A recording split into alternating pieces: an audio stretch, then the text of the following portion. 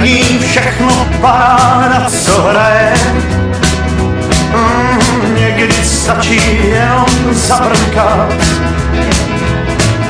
Kdo se pár not naučí a zná je, k brnkání si najde třeba drát. Bez parády začínal jsem tenkrát s rozladěnou